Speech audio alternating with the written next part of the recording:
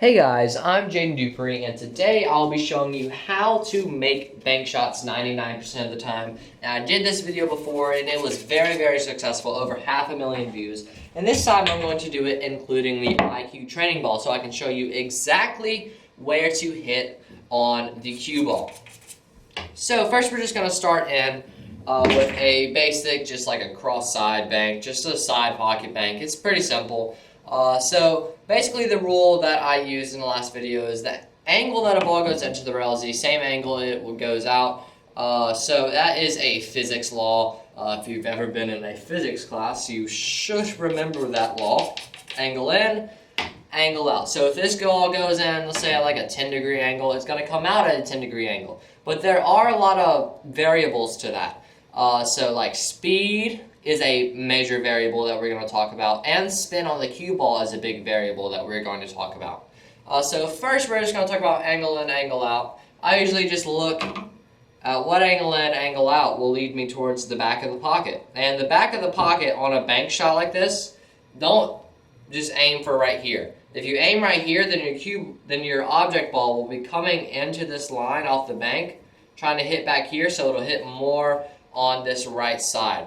The further you go over, like that, if you try to aim for the back of this pocket, then you're going to be more over to the right. Trying to make that make as much sense as possible. But these cross side banks are pretty easy. I like to hit them at about a medium speed, just like that, with a bit of draw just to make sure my cue ball gets out of the way. What can happen sometimes is if your cue ball is real close like this, you can double kiss the one ball like that. So make sure you know when a double kiss will happen and will it won't. The further this ball is away from the rail, the less likely a double kiss is to happen. I nearly missed that ball. We're gonna make that better. So if it's right here and we have a little bit of a cut angle, we will not double kiss that ball. But something I do want to talk about is speed on the cue ball. So now we are going to get into that. So I changed my camera angle and I put the balls a little more this way because speed on a bank shot usually just affects it when there's a lot of angle like this. So if we were back where we were, that last little frame, then speed wouldn't really matter as much. But if we have an angle like this, speed does matter. So as you see, if we hit this with about a medium fast stroke, we should be able to just send that to the back of the pocket every time. But if we hit this slow, watch what happens to the one ball. You see how it banks long? And then if we shoot it real fast,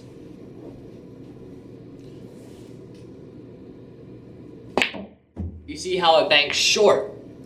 So the faster you hit the ball, the shorter the rebound angle is. And the slower you hit it, the wider the rebound angle is. So that can help you if you have just a bit of a cut or something and you want to try to make it slowly. You got to hit it slow. You know that you can hit that ball fuller.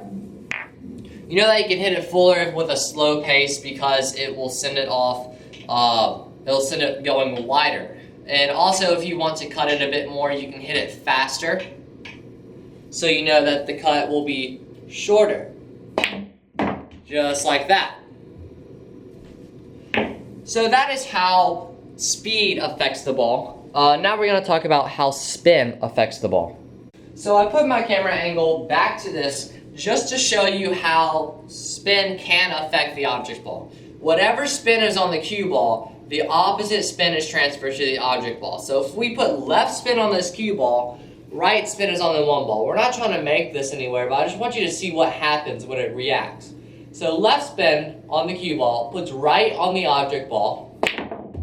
And you see how it comes back to the right because of that right spin. So I'm going to show you on the iCue where we actually hit because we aren't using too much left spin. You don't need to load it up with left spin. We're just going to hit around where that 3 is right there. And that is just the right amount of spin to be able to pocket that ball into the side. So if we set up a shot like this, and we use left spin on our cue ball, and hit at a regular pace, right spin's on that object ball, and you see how it's pocketed more towards this side. Now if we use the opposite, if we use right spin on our cue ball, that puts left spin on our object ball, and you see how much it comes over.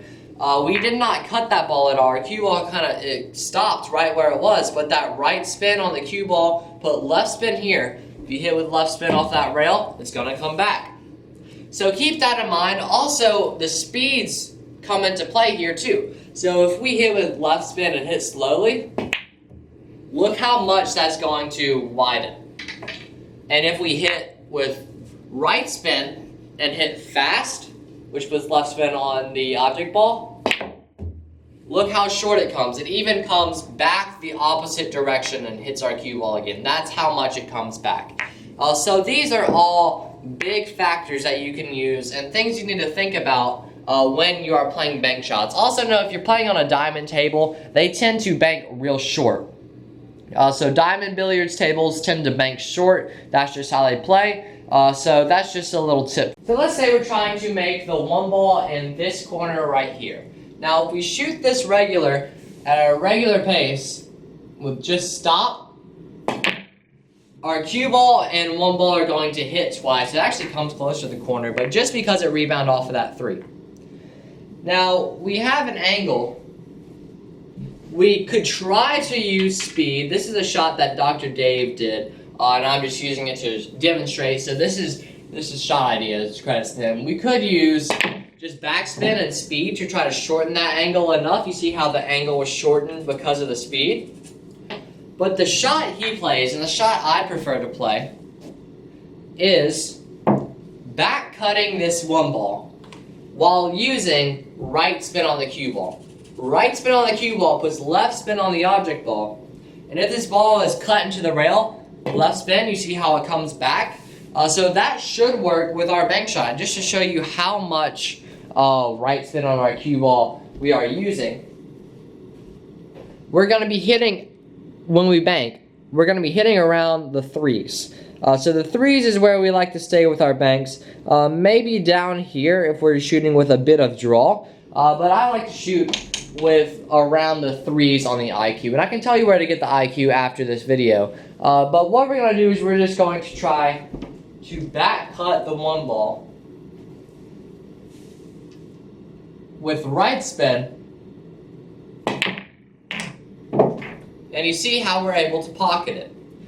So just back cut it with right spin if you ever have a shot like that. Or left spin, just whatever spin will throw that ball back towards the pocket. So that's a great shot, and let's move on to the next one.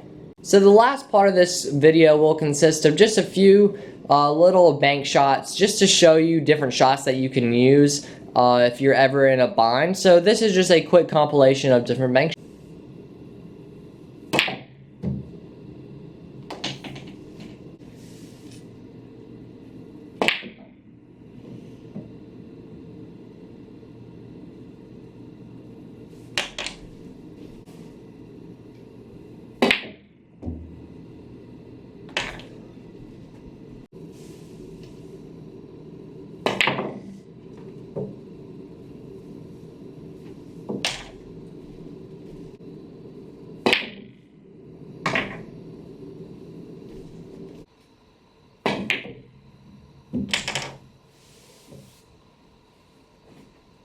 Thank you guys so much for watching. I really hope you enjoyed. If you did, please click the like button down below. If you want to be notified when I post a new video, you can click the subscribe button, then the bell icon right next to it. That'll just send you an email and a notification saying that I've uploaded a new video. If you guys are interested in ordering the iCue, you can check out the link in the description or visit www.iqclinic.com. This is a great tool to improve your game. What it does is when you shoot, a little chalk mark is left on the face of the ball, so you can tell exactly where you're hitting.